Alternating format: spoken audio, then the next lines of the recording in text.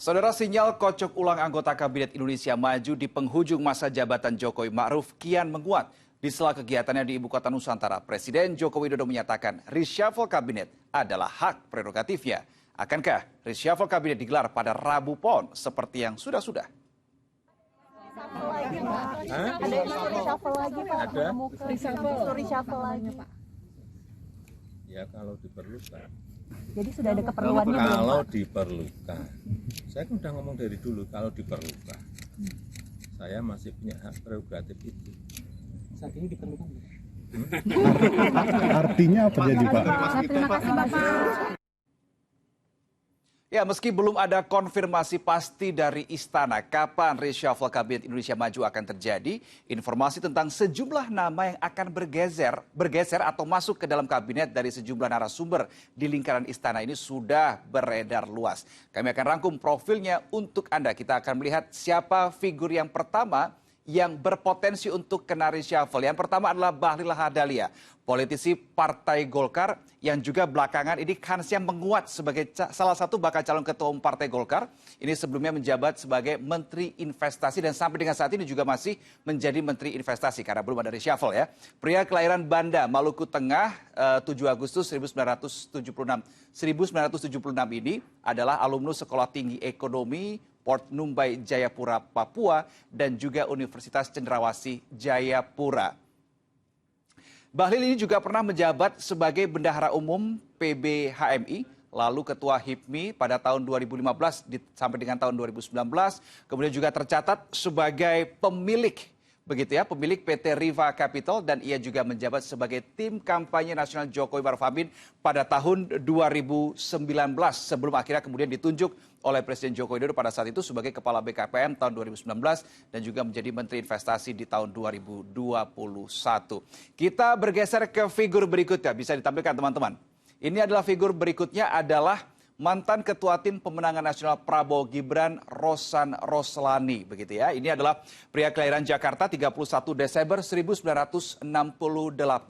Ia merupakan alumnus dari SMA Pangudi Luhur Jakarta, kemudian mengemban pendidikan sarjana di Oklahoma State University. Kemudian ia melanjutkan studi S2-nya di European University Belgia. Masih soal Rosan Roslani. Kita bergeser ke profil yang berikutnya, begitu ya. Dalam perjalanan karirnya, Rosan ini adalah pendiri PT Republik Indonesia Funding pada tahun 1997. Ia juga pernah menjabat sebagai komisaris PT Latifi Media Karya, lalu Ketua Umum Kadin Indonesia pada tahun 2015 hingga 2021. Rosan ini juga pernah menjabat sebagai Presiden Komisaris PT Bumi Resources Terbuka. Setelah itu, Rosan juga tergabung dalam tim kampanye nasional Jokowi Ma'ruf pada 2019 sebelum akhirnya menjabat sebagai Duta Besar Indonesia untuk Amerika Serikat pada tahun 2021. Kemudian ditunjuk sebagai Wakil Menteri BUMN pada tahun 2023 serta Ketua Tim Kampanye Nasional Prabowo Gibran pada Pilpres kemarin. Figur berikutnya, ini juga masih bukan merupakan figur baru di Kabinet Presiden Jokowi, sebetulnya adalah Raja Juli Antoni. Ini adalah politisi senior Partai Solidaritas Indonesia atau PSI, di mana Raja Juli ini lahir di Pekanbaru tanggal 13 Juli 1977, dan ini adalah beberapa latar belakang pendidikannya. Kita bisa lihat di sini ya, alumnus Pondok Pesantren Darul Arqam Muhammadiyah Garut, Jawa Barat, dan pernah mendalami ilmu Al-Quran dan tafsir di IAIN Syarif Hidayatullah.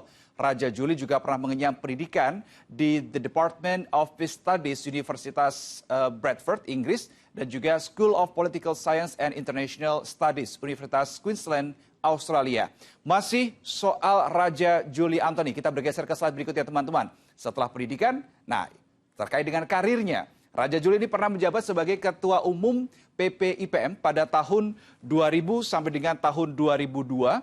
Kemudian ia juga pernah menjabat sebagai Direktur Eksekutif Ma'arif Institute dan Sekjen Partai Solidaritas Indonesia sebelum kemudian jadi Sekretaris Dewan Pembina. Raja Juli yang kini menjabat sebagai PLT Wakil Kepala Otorita Ibu Kota Nusantara, sebelumnya ditunjuk sebagai Wakil Menteri Agraria dan Tata Ruang pada tahun 2022. Masih ada satu figur lagi, saudara. Siapakah dia? Ini dia. Tolong dibantu tampilkan, teman-teman. Figur berikutnya adalah Supratman Andi Aktas. Ini adalah politisi Partai Gerindra yang sebelumnya menjabat sebagai Ketua Badan Legislasi atau Balek DPR. Entah kebetulan atau tidak begitu ya, pada tanggal 6 Agustus lalu saat sedang memimpin rapat, ia terkejut karena menerima surat dari fraksi Gerindra. Nah, posisinya sebagai Ketua Balek tiba-tiba digantikan oleh Wihadi Wianto yang juga sesama anggota fraksi dari Partai Gerindra. Nah, Andi Aktas ini merupakan kelahiran Sopeng, Sulawesi Selatan pada tanggal 28 September 1969, bulan depan ulang tahun ya. Beliau adalah alumnus SMA Negeri 1 Toli-Toli, lalu mengemban pendidikan sarjana di Universitas Muslim Indonesia Makassar. Kemudian ia mengemban studi S2-nya di Universitas Hasanuddin Makassar sebelum akhirnya kembali menjalani pendidikan S3 di alma mater tingkat sarjananya. Ini soal perjalanan pendidikannya. Bagaimana dengan perjalanan karirnya? Bisa tolong dibantu, tampilkan teman-teman. Supratman ini pernah menjabat sebagai Direktur Utama PD Kota Palu pada tahun 2005 hingga 2012, lalu Ketua DPD Real Estate Indonesia atau REI Sulawesi Tenggara pada tahun 2010, dan menjabat sebagai anggota DPR selama 2 periode sejak tahun 2014. Jadi itu adalah 4 nama yang beredar yang dikabarkan hari ini akan menjalani atau mengalami reshuffle, tapi kita nantikan. Karena sekali lagi seperti yang dikatakan oleh Presiden Joko Widodo, reshuffle adalah hak prerogatif seorang Joko Widodo sebagai Presiden Republik Indonesia.